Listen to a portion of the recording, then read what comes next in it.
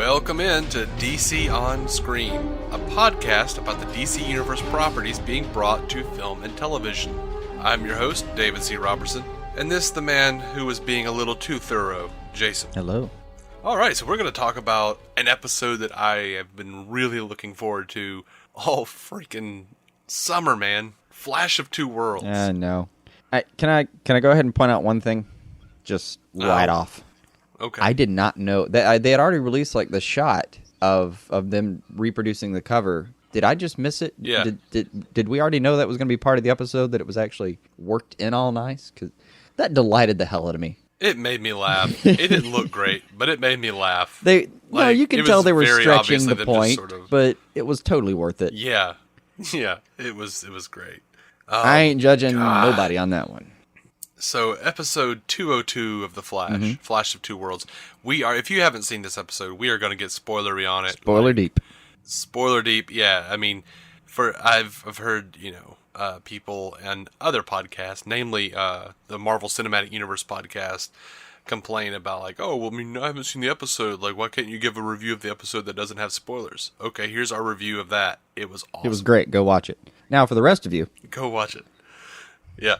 For the true fans. All right. So I'm not going to go that far as to say they're not true fans, man. Look, people get busy. I've got 5 episodes of Doctor Who I haven't watched right now because I'm doing stuff for this show. And that is a shame. I know. I hate myself. It's going to be a lovely binge at the end of the season, too. Yeah. It's a good season so far. I know. I miss it.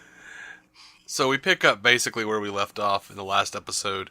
Freaking Teddy Sears is Jay Garrick, and man, Barry's a dick to him. Oh, yeah. He's just a dick. He really is. He don't trust nobody. Right. I mean, I can't say as I blame him much. No. I mean, once you've dealt with Harrison Wells, it's hard. So at this point, though, apparently he's just PTSD about it enough that if anyone gives him advice, he just doesn't like it at all. Curls his spidey senses go off. Right. His little bolt senses. His apparently multi-purpose bolts. Oh. So yeah, a fair amount of the episode is them trying to figure out, the whole Sand Demon thing. And I really didn't care that much about that. He was okay. He was cool. I've always liked sand creatures like that, I guess. Like Sandman, I liked just fine. Well, not the Neil Gaiman one, the other one. I kind of like the concept, though. It's like, he can crystallize his little particles, and it's a neat concept. Right. He's scary. I wouldn't want to fight him. Can't shoot him. He can punch you from 14 feet away. Doesn't sound fun. It's like fighting a ghost that talks like an asshole. But yeah, I found myself geeking out so much of this episode. Like they actually showed us how we got the when they showed us how they got the Jay Garrick helmet, the singularity opening up in Earth 2, and the Jay. I was just like, that's how it happened. And as soon as they showed that, I just heard Harrison's voice, and that's my cue. Was it just... I love that Barry... What? Was it just as... I don't know, man. It was just nice to see Garrick with the helmet on, the whole fucking kit and caboodle. It was nice. It was just nice. Yeah, and I like they kind of hung that lantern. They're like, oh, well, if you just said you lost your helmet, we probably would have believed you sooner.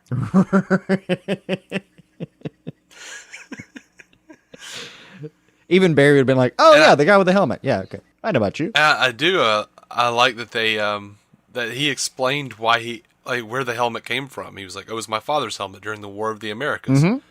Like, oh, right the hell on. Yeah, and Cisco obviously stops and goes, "Whoa, whoa, whoa, whoa! War of the yeah."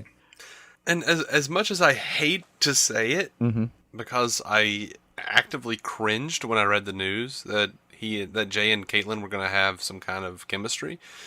They really have good chemistry. They have good chemistry. I didn't hate it all after this episode. They really do. I mean, I was going to be bothered about Ronnie, but in retrospect, she took her time and dealt with it and came back, and now I'm happy to. I thought it was going to be weird for me because one episode she's into Ronnie, and next episode she's into this guy. And that's always weird when you just directly juxtapose them. But no, I'm not saying it's not a little weird because in the canon the characters had 6 months to grieve. But for us it feels like 3 months, and we haven't seen her do any of that, so it kind of feels unearned. Right. But Honestly, man, they pulled it off to the degree that I just don't care. It's just that they're so funny you don't give a fuck. Just Yeah. what was it?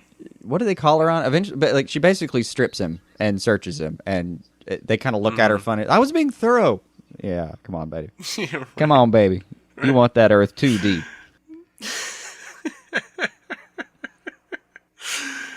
Oh man, yeah. So I am just I don't know. Cisco seemed a little more fun than normal this episode. Well, he did Am I something. wrong? Yeah, I mean he always brings the funny. And Cisco and Kate are in prime form. They really are. Yeah. Not even Cisco and Kate. Cisco and Stein. Yeah, Stein was, Like he and Stein are like talking about theories and shit. got a nice The chemistry little together. photographic, yeah. And he's like talking to Stein, and he's like, "Oh yeah, that we could do this and this and this. I'm getting goosies." right. And Stein's fitting like, in what the nicely hell? for somebody that doesn't have powers. Based on the last couple scenes, we can assume that's going to change too. But Shit. Are you kidding me? That man has powers. I know we just haven't gotten to him yet. So for a man that didn't know, which is what he No. thought he was, This is the biggest brain in the freaking room. well, some would argue that at Cisco's age, for him to be as adept as he is, he's probably smarter than Martin. Or Maybe, but Victor, Martin has like the wisdom. Stein, whatever. Yeah, no. Yeah, Stein. Age and experience are huge. It depends on potentiality versus actuality, I suppose. But he's fitting in nicely, was my point. I mean, when you have Cisco come in and go, look at him like filling up a chalkboard with equations. And, whoa, beautiful mind. Right. Think you need to breathe it? Come on. That's a lot of scrolling you're doing there, buddy. How about we go get a big belly breaker? Right. Maybe chill, play a video game. What do you think? Oh God. Eh, I love that they. I love that they had the nod to Oliver on the show. And Cisco just going, oh, God, I hate it when they put a color in their name. yes, that was great. That was really great. Apparently Cisco is not going to be giving the seal of approval to the Green Arrow. Or I suppose the Red Right. Arrow, if she ever finally gets herself called the Red Arrow. Cisco, there was an important turning point for Cisco in this one, in that he finally just used his power of his own volition. We're moving really quickly into Cisco being a metahuman. I'm loving it. Although they do weird camera work when he's remembering things that I've just never been a fan of the like camera right up from the stomach kind of thing. Yeah, I feel like I'm watching an episode of Medium or something. It's that They it do feels that. kind of cheap and a little pornish. I can't speak to that. Don't know what to tell you, man. It's kind of a weird shot. Oh, now, so they discovered all the portals, right? Mm-hmm. How many of them? Oh, 52. Right. I did laugh when he said it. I knew it was. I Gonna be laughed 52. inside all at once. I didn't know I could do it. So, how adorable is Patty and Barry together? Oh yeah. And you and I were worried about that. Like, all right, we're going to introduce the new love interest, and like me and you get worried every single time we read a press release that says new love interest. If we see that phrase, we get immediately suspicious. Mm-hmm. Mostly because these are shows about superheroes, and we just don't care too much about the romantic side of it. Because I don't know, blame it on us being guys if you want. Blame it on the fact that it's a bunch of people with superpowers, and we don't really care who's fucking who on this one. It is. Maybe it's just we really want to be up watching like Mortal Kombat style episodes, but it scares us generally. Or worries us. It doesn't. It worries me because new romantic interests can so quickly lead us down a path into soap opera territory. Right. And I get really sick of the love triangle bullshit. I get really tired of investing in a relationship that doesn't happen. You seem much more against the romance because you just don't care. It's like me. I care. If someone I just can be want it actively apathetic, I'm makes doing sense. But no, I do. If it's done well, I like the romantic aspects. I mean, I've said this before. I mean, citing Buffy the Vampire Slayer for God's sake. But that's I feel well like earned. I feel like there should be characters who just have a natural attraction and things kind of happen. There could be a lot of comedy that comes from it. I mean, Xander and Anya from Buffy, and then a lot of tragedy that comes out of that. Once again, Xander and Anya. Like you can like both of those characters were stronger for the relationship they had on the show. But on these CW shows, that usually doesn't tend to be the case, and I don't know what that is. Most shows, that doesn't usually tend to be the case. So that's why I'm reluctant to get invested or even really care. That's why I roll my eyes when I see like, oh, a new love interest for Barry, so we're dragging that out a little more. Right. Okay. I guess we're gonna do this now. I think you may have hit a lot of it. It's just that it's not something you ever get to really. There's no reward to it. It comes and it goes, and it's a lot. It's something you invest a lot of time into for no good reason. I forgot. Are we actually talking about relationships or the show at this point? There may be a point where it's crossed over, but yes, it just yes. Yeah, that ends up being a lot of it though. They're worrisome because they can come in, take up a lot of screen time, not really do anything productive with it, and then be gone again, and we're off to the new one. It's a lot more fun when you just have a cast. There's no real, like, say there's an ensemble, you're not forcing anything, and then a little while into the show and the plot developing, you kind of realize, you know what, these two have good chemistry. Let's see what happens. That's fun. Mm-hmm. That's a lot of fun. But, no, right out of the gate, though, we were worried about Spivot. We were. Man, they're funny together, though. I'm enjoying her. She's plucky. Yeah, I mean, oh God. Damn plucky. She's hell-bent on being part of the anti-meta-human task force that everyone has quit.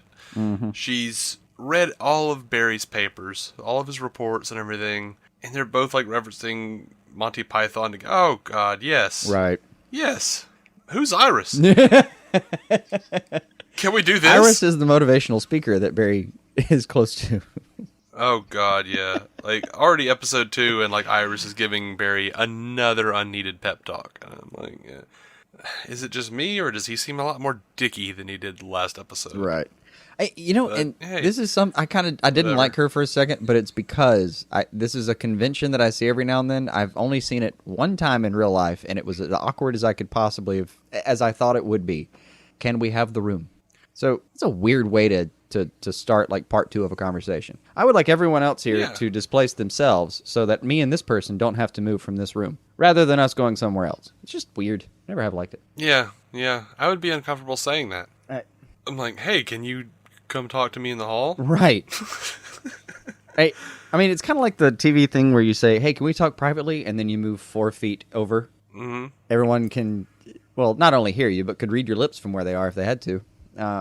Right. It's just a TV convention that I've never really liked, and I've just never liked the people who used it either. It feels like a soap opera. Mm-hmm.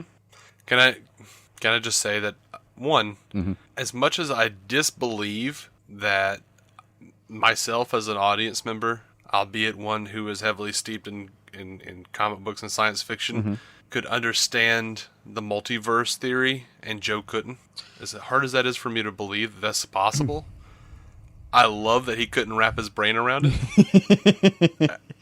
And that he didn't understand it, and that Cisco went, oh, bless your heart. Yeah, it struck me, though, from a writer's perspective, they're using Joe, and Joe is always going to be, like, the most relatable person in the cast, right? I mean, he's the human. His job is human A. I'm not saying it wasn't the correct usage of Joe. Right. It's just, we're using Joe as the audience proxy, and you just condescended to him. Like, did you just tell your audience, all you poor bastards, we'll explain time travel and multiverses to you one more time? And Joe even Seemed a bit rude. Joe even says, I'm still trying to get my head around time travel. Right. And I'm like, well, I mean, that would be especially cute and funny from the writers if the writers understood time travel. Right. Yeah. Because you can't have it both ways. It can't be a ripple effect and an alternate reality. You've got to do, I mean, there should be a Harrison Wells running around in our universe. It can, I'm sure. There's probably some Schrodinger-esque explanation that'll make the whole damn thing make sense, I'm sure. Oh, yeah, sure. It's, 2 words, pocket universe. But yay, and we're done. I just want Harrison Wells. I want our Harrison Wells. And you got him. You got a Harrison Wells. All right, that's the other part. I haven't seen it. I've heard rumor. I didn't go back to look at it. I just assumed the internet was right. Lex Luthor, little LexCorp logo at the end. Yeah. It's kind of pointless. I mean, they're never going to use that. But hey, cool though. Probably not.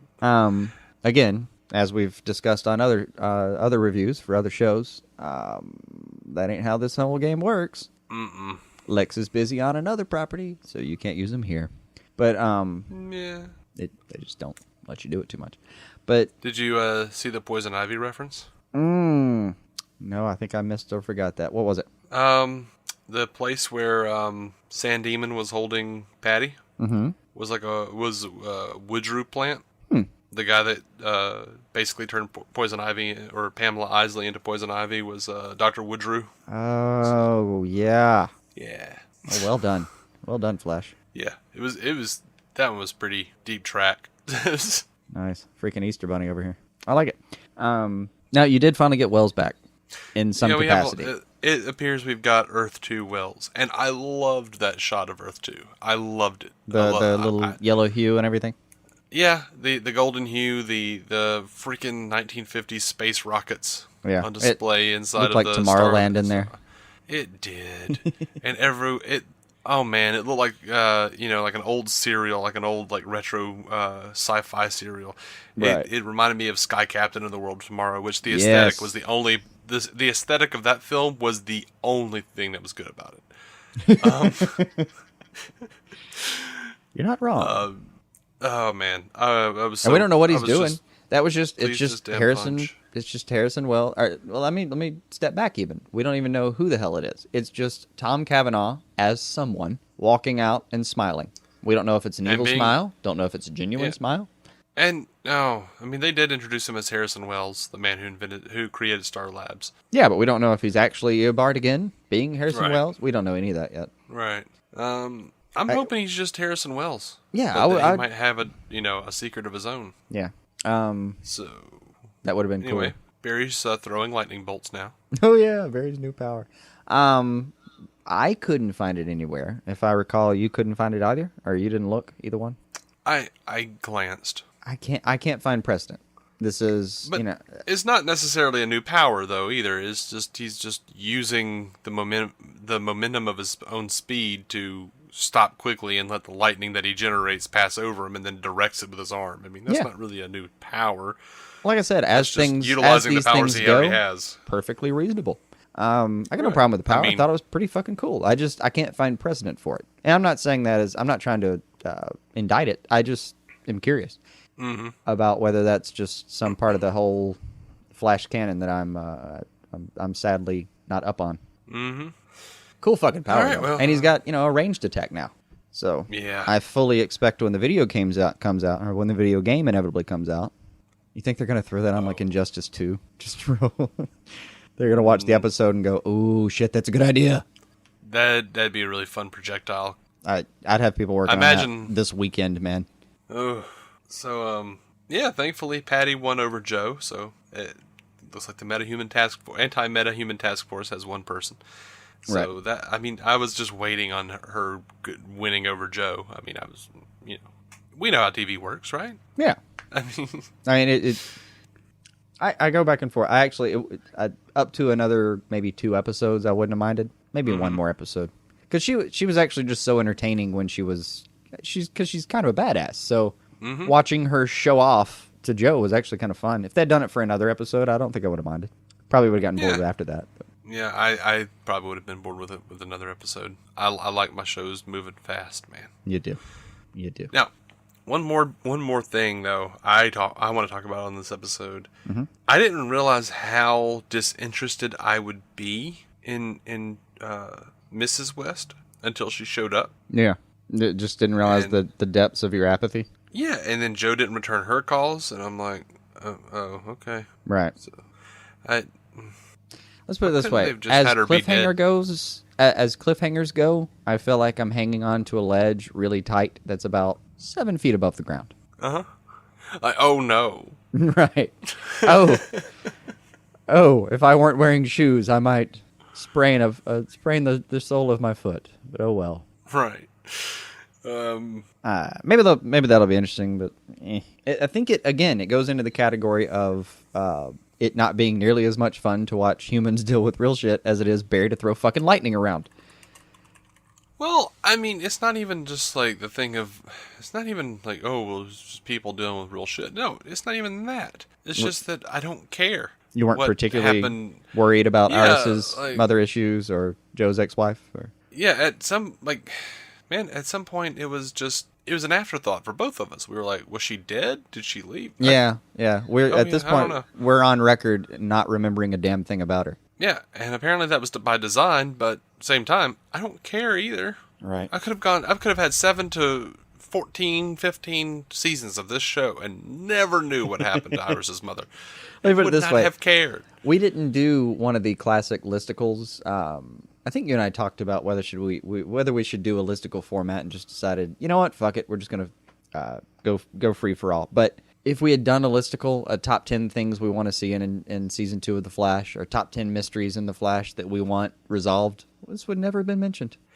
Like when it was brought up that they were going to bring her in, and I was like, oh, okay. I actually was slightly, genuinely interested. Mm-hmm.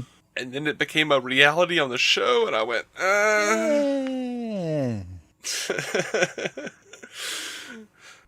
yeah, I don't care. You get dinner at a fancy new restaurant and realize, you know what? It's just a burger, isn't it? It's always just a burger, Jason. Not sure you have the same love for burgers as I do. There is such a thing as not just a burger. A burger can be a life experience. Yeah, it's called a Five Guys burger. Hear that, Five Guys? Send us money. Right. How do we cash that in? Do. Oh, just send a copy of the episode with the appropriate We just called your burger a life experience by the transitive property. That at least should get us a paycheck. It is. And I'm a fat man. I've had a lot of burgers in my time. I feel dirty. Let's stop pimping things. Hey, man. It's completely true. It's completely true for my case. I fully endorse Five Guys. I got no shame. We'll continue that on a burger blog at a later date. I didn't sell a Doors song to Sprite. This is genuine love. All right. Oh, man. So, I think that's going to wrap it up. You have anything else on Flash of Two Worlds? Nah, man. Good episode. Love Jay being there. One of the big things for me is going to be, why doesn't he have his powers? I would like to see some kind of steps going to the resolution of that mystery as soon as possible. Yeah. Well, you know they can't just give it to us, man. Oh, hell no. I would be offended if they did. They can't just give us two Flashes running around. I'd be offended if they did. But I wouldn't be. I'd be eating that shit up with a spoon. Right. It'd be too much to ask for. But I'm looking, man. It's got to be like mid-season, mid-season finale at least. Maybe not with Zoom on the table. It's hard to guess. It's hard to guess when it's actually going to come up. I like that he has another mentor though. It's going to be fun. Yeah, I do. I like Jay Garrick. I like Teddy Sears as Jay Garrick. Yeah, he's got a really great demeanor. You know, it's just like that guy is a quarterback wherever he goes. Yeah, he just has that's how he presents himself. By the way, I did want to mention this. I love the fact that he was like, so on this world they call you the Scarlet Speedster. Yeah, what do they call you on yours? Crimson Comet. Yeah. What is it with? And then they have that great. Like what is it with alliteration and color? Right. It's like, oh, well done. Well done, people. Also, and I hated to admit this to myself, but if I were just like a reporter in Central City, yeah, I would have used alliteration and I would have used colors because it was more fun. Of course it's more fun. I would have been the asshole they're talking about. I mean, yeah, but they're scientists who don't understand creativity. Right. I did like, Garrick just comes back into the room after whatever it is and just goes full throttle sci-fi talk on him, and Caitlin kind of turns, so he's a scientist too? Caitlin is, to put it mildly, impressed. Yeah. That's what's going to happen. They're going to kill him, and she's going to get all Killer Frost on us. Like, no! You shut your mouth. Took my Norwegian man god. How dare you? You shut your filthy, terrible mouth. I'm certain I'm wrong about that. Oh, never to say an unkind word about Jay or his fate. This is the 90s Flash. We don't have to just have every character named Jay die. Right. Or that one. Or just the one. But it was also every. It was every. Because it just incorrectly implies that there were more than one Jay. Not saying it's no small amount of doublespeak, but it works. Right. They What is the definition of is? right. I'm not sure what they're gonna do with Caitlyn as far as getting her into Killer Frost mode. I'm starting to because of the way they've taken off with her, and this Jay just seems impenetrably noble. I don't know if there's a version of him where I'm gonna think, yep, surely he's evil. He's like the walking manifestation of a Boy Scout, dude. I don't know what they're gonna possibly do to get her into Killer Frost. I keep thinking it's got to be Earth 2. Yeah, I'm hoping so because I do like Caitlyn a lot. Doppelfroster, Doppel-Caitlyn, or what are they calling? They're gonna call them Jaitlyn, right? Snow Jay. Snow Jay. That's right. Oh, that's right. I forgot about Snow Jay. Still makes me giggle. All right, I think that's gonna do it. Do you concur? I do. All right. I second. So that's going to do it for this episode of DC On Screen. You can find us on iTunes, Stitcher, and every episode at dconscreen.com. If you'd like a similar podcast about the Marvel Cinematic Universe, go check out our friends Matt Carroll and Jeff Randall at the Marvel Cinematic Universe podcast. I guested this week on their show, so go check that out. Next week, we're going to be talking episode 3 of The Flash, Family of Rogues. Mm-hmm. So that sounds pretty fun. Mm-hmm. And incidentally, that means it's a Captain Cold episode, first of all. Mm-hmm. And we get to see... I didn't mean that to sound as sexy as it did. Yeah, well, I understand. But we get to see whatever asshole raised a Captain Cold. We get to meet him now. Yeah. And spoiler, it's Michael Ironside. Right. Michael Ironside, guys. So in between Family of Rogues and this episode, still coming up this week, we've got the Arrow episode 2, The Candidate, to get to. Mm-hmm. So we'll be talking about that in just a little bit. So until then, keep some DC on your screen.